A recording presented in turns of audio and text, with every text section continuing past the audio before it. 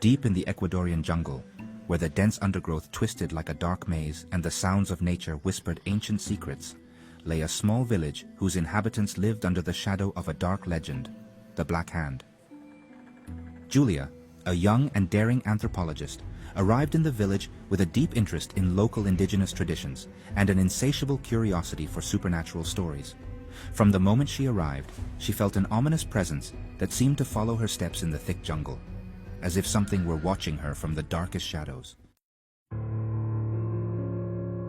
The locals, with wary glances and barely whispered words, spoke of the Black Hand with reverent fear.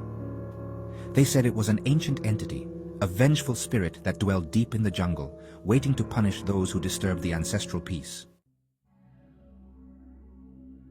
One night, while researching in the village's dusty library, Julia discovered an old scroll hidden among ancient manuscripts. The document described a terrifying encounter with the Black Hand, a bold explorer who ventured too far into sacred territory and awakened the entity's fury.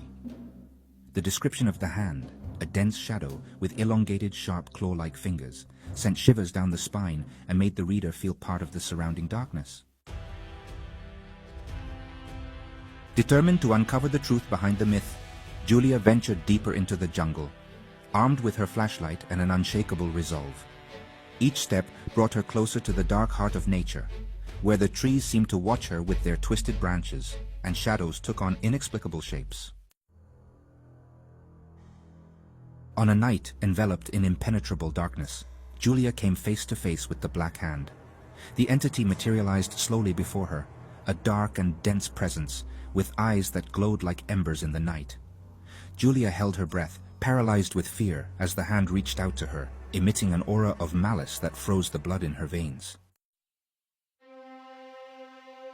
With a sacred amulet she had received as a gift from an old shaman, Julia confronted the Black Hand with a mix of bravery and fear.